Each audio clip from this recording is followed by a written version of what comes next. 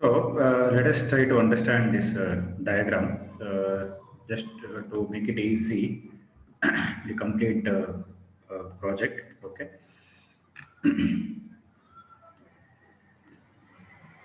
Okay.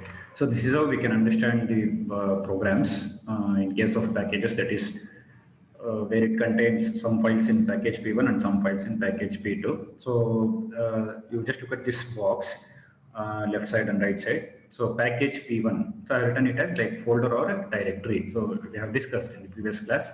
So this complete thing you can consider like one directory or one container, you can say. So in this container or a directory or folder, it contains, four files it contains. You see protection.java, derived.java, same package.java, demo.java. Four files it contains. Okay, so as I showed in the NetBeans editor, I hope you people are remembering.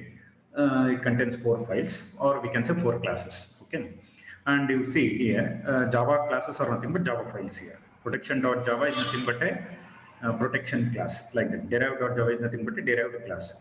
So protection.java is nothing but a class protection, which is a super class here. Okay, and derived.java is nothing but class derived, which is a subclass. So these two are within the same package. So protection.java and derived.java are present in package P1. And you see the arrow mark extends. So extends meaning, so derived.java is a subclass of protection.java. So protection.java is the superclass. And see, non-subclass, see same package.java it is there, right? So this is not linked with either protection.java or derived.java. It is independent of these two files. Okay, so it is called as non-subclass. If it is not linked, we can call it as non-subclass. That means I have not written extends keyword or I have not put any arrow mark. Okay, there is no connection between same package.java and protection.java or same package.java and derived.java. There is no connection. So we can say non-subclass. But it is present in package P1 only. Okay. So first point is protection.java, that is one class. Second is derived.java, that is subclass of protection.java. So we can say subclass in the same package. So that means if you look at this diagram, this table, just a minute.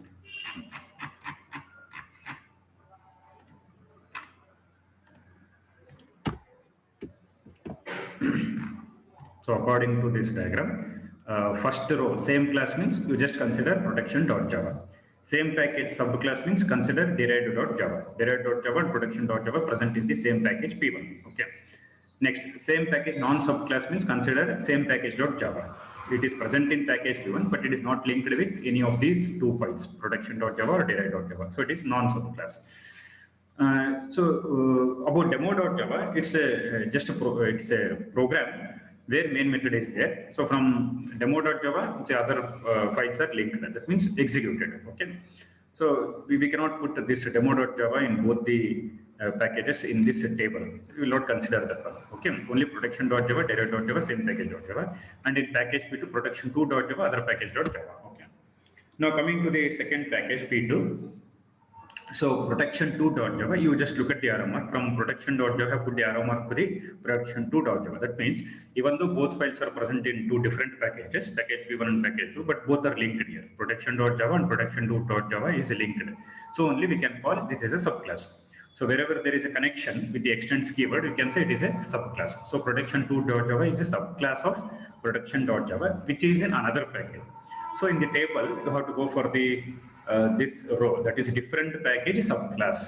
So two files are present in different packages, but two files are linked, so you can call subclass. So with respect to protection.java, protection2.java is a subclass. Okay, subclass of protection2.java.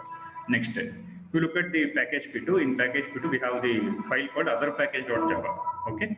So other package.java, it is not linked with either protection2.java or files from package P1. It is not linked with any of the files. So if it is not linked, first point it is non-subclass, and it is present in different package. When you compare, when you talk with respect to package P1, it is present in package P2. So only you have to look at the last row in the table, different package non-subclass. So in this way, you can understand the entire files, okay, where and where it is stored and how it is linked. Okay. So protection.java, derived.java, same package.java, and in package P2 protection2.java, other package.java, These are the files. Demo.java is present in both the packages, which contains main method, which is used to execute this entire package. Okay.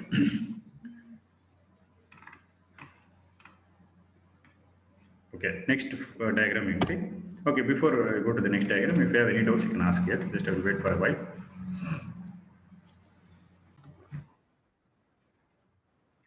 See here, in package P1, we have the file called as demo.java. In demo.java, I have the statement called as protection OB1 is equals to new protection. So when this statement is executed from demo.java, it will call the constructor protection, which is present in the class protection. Okay, it will call the constructor protection, which is present in class protection, and OB1 object is created. And these messages are displayed. Base constructor, n value, n PRI value, private variable, protected variable, and public variable. So these values are displayed. Okay. Now, in package P1 only, in demo.java, if the statement derived OB2 is equals to new derived, if this statement is executed, it will call the constructor derived, which is present in class derived. It is a subclass of protection. So I have written here derived.java extends protection.java. That means derived.java is the subclass of superclass protection.java. So when this statement is executed, constructor derived is called, it is invoked. So these messages are displayed. Derived constructor, n value. You just see the difference between protection constructor and derived constructor. In protection constructor, all the messages are displayed, but in class derived, system.out.println, n PRI value is not displayed. That is variable which is private with respect to protection.java. So it is not displayed because it is not inherited. Private variables cannot be inherited. In case of C++ also same rule. Okay. Whereas other three variables, that is variable without a modifier, variable with protected access specifier, variable with public access specifier, three values are displayed. Okay. Next, in package P1 only, if the statement demo.java, if the statement same package OB3 is equals to same package, if this statement is executed, it calls the constructor same package. In that, again, we have the statement protection P is equals to new protection. So it will call the constructor protection. So first it will display all the messages present in the protection.java, that is in the constructor protection. Then it will come to the same package constructor. So it displays the message non-subclass same package constructor and n value and the variable which is declared as public. Okay, a variable which is declared as private and protected cannot be accessed here. Okay, so this is about entire that is package P1, P2 with all the files. And so when we go to the package P2, so in package P2 also from demo.java only programs are executed, all the other files are executed. So protection 2 OB1 is equals to new protection 2. When this constructor is called, it will move to the constructor, that is protection 2, that is in class protection 2. So all the messages are displayed. Okay, and here also if you observe, wherever the lines are commented, that means those variables cannot be accessed. That is according to the table what we have. Okay, those variables cannot be accessed depending on the access specifiers. Okay. Next, in demo.java only, if you execute the statement that is demo.java of package P2, we execute the statement other package OB2 equal to new other package. If this statement is executed, you will call the constructor other package. In other package, once again we have the statement P1.protection, P is equals to new P1.protection. See, if the constructor is present in the different package, that is if you are referring to the class of different package, compulsory how to mention the package name. Okay, otherwise it will not execute because protection.java is present in package P1 and we are executing the statement in package P2. So file is present or the class is present in one package and the statement is present in another package. So this constructor name itself indicates other package. So we have written P1 dot protection. So package name dot class name, like object name dot method name. Here we are writing package name dot class name. Object is equals to new package name dot class name with opening and closing parenthesis, which indicates constructor. Okay, so after calling that constructor, the messages present in this constructor is executed. After that, the messages present in this constructor is executed. Okay. So now we'll move to the next topic, importing packages. Okay, before I move to this topic, if you have any doubts in this entire programs like package P1, P2 with all the files, so you can ask.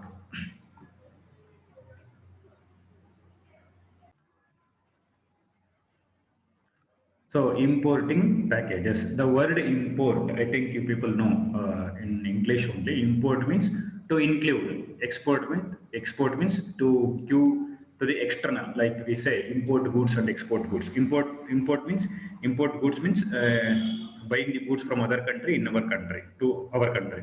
Export means from our country we are giving to the another country. Same way, the same meaning it is applied here. That is the word import. Import means getting the things from external, which is not present in our program, but we are getting those concepts or things from the external. Okay. So in a Java source file, import statements occur immediately following the package statement if it exists and before any class definitions. See what they're telling. See, when we have written class and programs, class and objects, so directly we have started with the class box. I hope you people remember, without writing package statement and import statement. So we have written class box and started writing the code. If the package, if we don't mention any package, it will be stored in default package. First point it is stored in default package. And if I want to, if I want to mention a package, then before class definition only I have to mention, not after class definition. Before this class definition only, package will be the keyword. For example, if you want to write a package called as, say for example, by your name, my name, like that, we can do it. If I want to say like B, this is also one package. Okay. So we have to create a folder called as B, that is a directory, and we have to put this file, class box, whatever you write the code, this file you have to put in this folder, in directory. Okay, this is about package statement. If suppose if we want to include some things from other package, if I want to include some things from other package means other folder, if I want to say. So what I have to do, like in C and C++ we have hash include. So include word itself tells we are getting some things from external to this particular program. Similarly, we have here the statement called as import. Okay, same concept as C and C++. That is include hash include IOStream.h, hash include stdio.h. Same concept we are applying here. If at all, if we are writing the program where it contains these many things in the sense like import statement, package statement, class, any number of classes. In that case, how to write a program? They're telling in a Java source file, import statements occur immediately following the package statement. So immediately following the package statement means I have to write import statement following the package statement. That means package statement should be the first. First you have to write the package statement, then you have to write the import statement. Okay. What things we have to include in import statements, I will tell you. Okay, further topic is there. But import statement should be present following the package statement. If it exists means actually import and package statements are not compulsory. Okay, because even we can write the program where it doesn't include import statement or package statement. Okay, these things are not compulsory, but if you are writing it, this should be the format.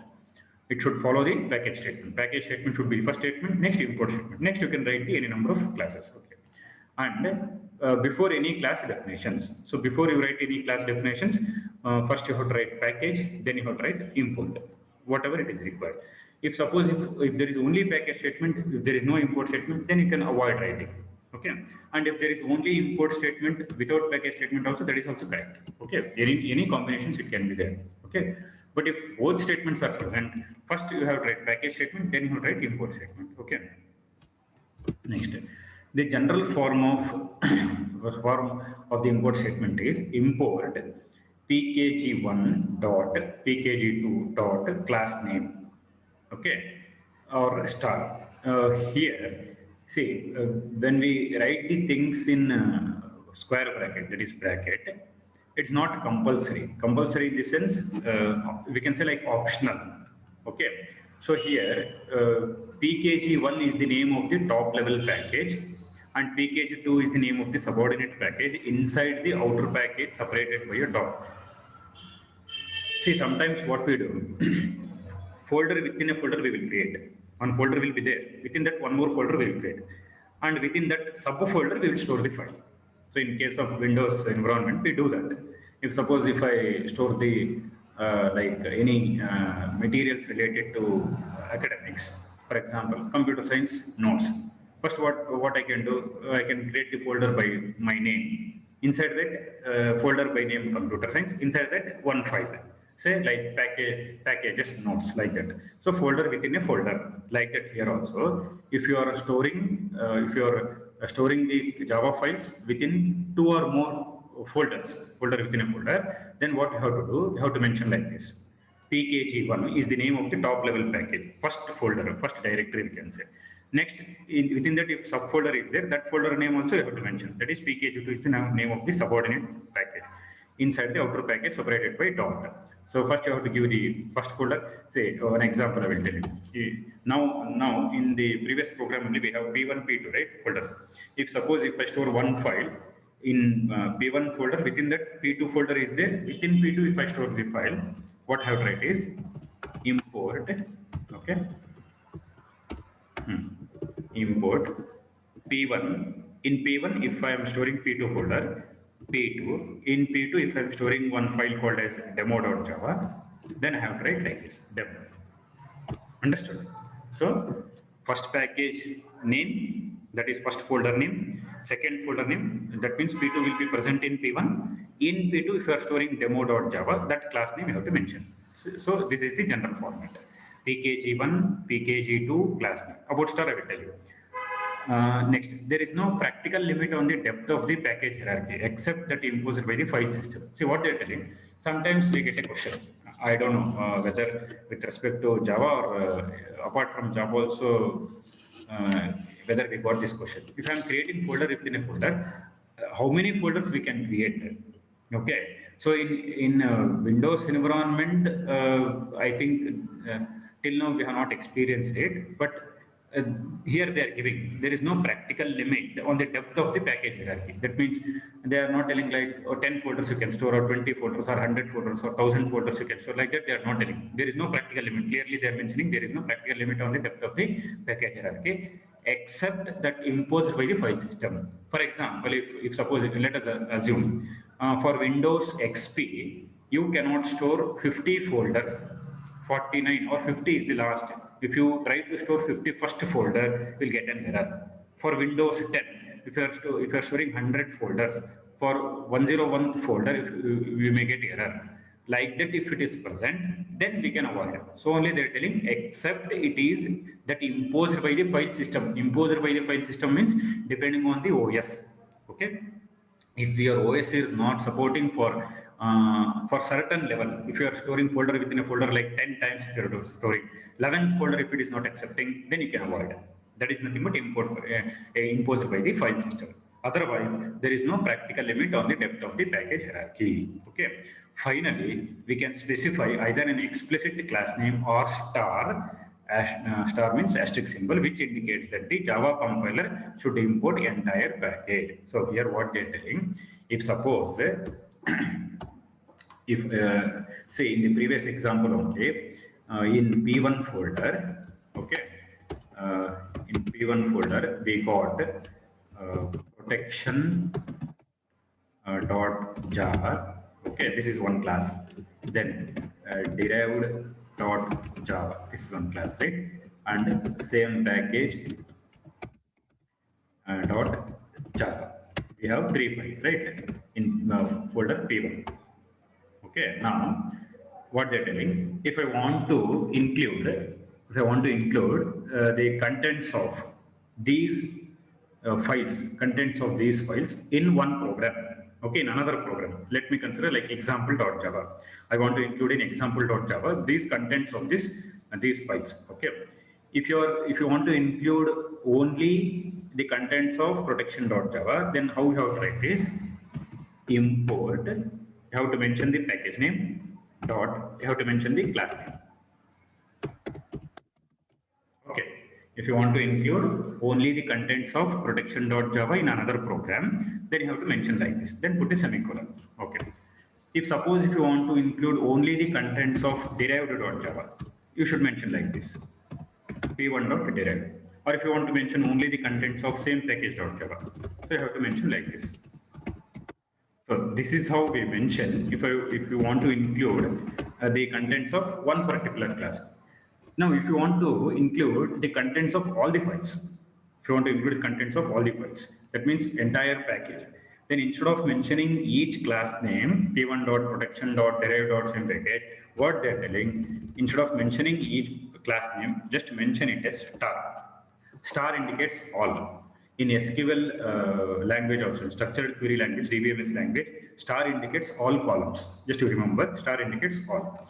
So what they're telling, finally we can specify either an explicit class name or a star symbol which indicates that the Java compiler should import entire package. If you want to include only contents of particular class name, then you say package name dot class name.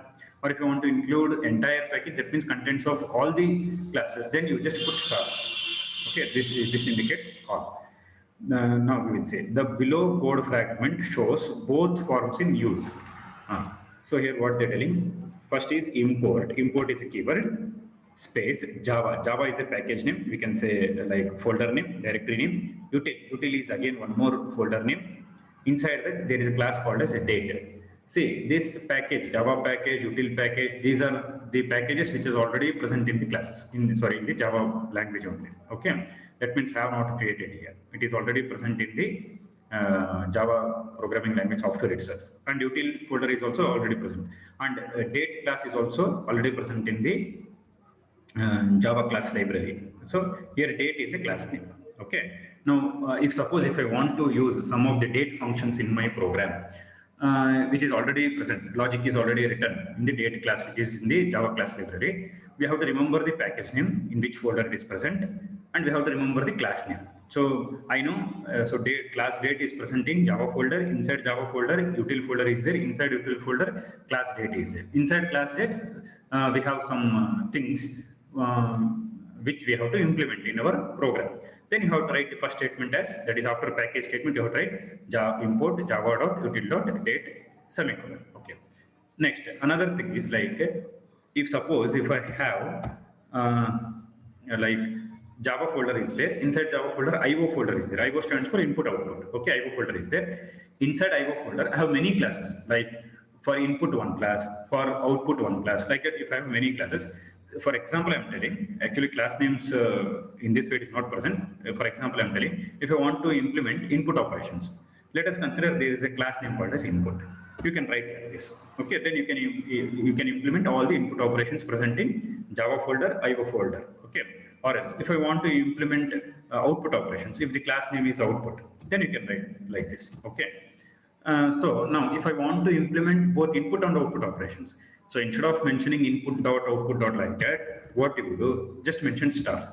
It indicates all the classes we are including. Whatever the classes present in IO class, all the classes we are including. In the same way also, in util folder also, if we have many classes, instead of writing each class name, just we will mention star. Okay, like that. If you are including contents of more than one class in one particular program, instead of mentioning all the class names, just put star. Star indicates all. Okay. So generally in case of IO, we do like this, because when we consider IO means input output. When we consider IO in one particular program, minimum one functionality we will include from input and one functionality from output. Like in case of C programming, we say printf, okay, and printf and scanf. So you see all the programs, at least one printf statement will be there, one scanf statement will be there. That means if you want to give the value for a variable and if you want to do operations, then one scanf statement will be there. Similarly, in case of C++, cout and cin, one minimum one cout statement, one cin statement, generally in all programs. So only in case of Java also, one input operation, one output operation. So we say java.io.star. Star indicates all. Okay.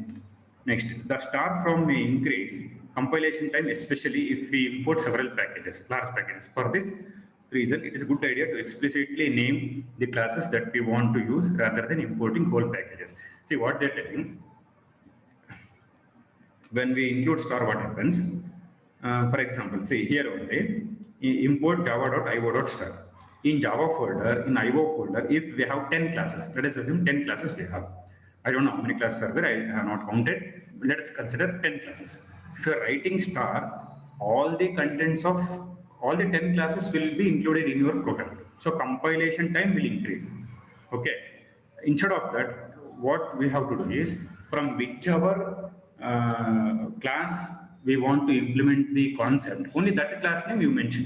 So that only they're telling. The star form, okay, the star form may increase compilation time, especially if we import several large packages. For this reason, it is good idea to explicitly name the classes that we want to use rather than importing whole package. See, above we have done import java.util.date. What happens is, in Java folder, in util folder, if we have 5 classes, say for example, date, time, hours, seconds, like that, if you have 5 classes, from all the 5 classes, the contents are not included here. Only from date class it is included, because we are mentioning date. Only from date class it is included. If suppose if you are mentioning star here, if you are considering 5 classes, say date, time, seconds, hours, minutes, from all the 5 classes it will include. So this increases compilation time. Okay, that only they are telling. Okay.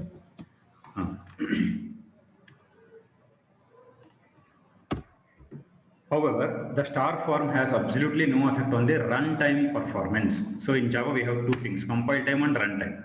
Okay. In all the other programming languages also, it is there. But in Java, especially after compilation, bytecode is generated and that program is executed. So the star form has absolutely no effect on the runtime performance. All the standard Java classes included with Java JRE it is. Okay, sorry. All the standard Java classes included with Java are stored in package called as Java. In Java language, one folder itself is there. That is Java.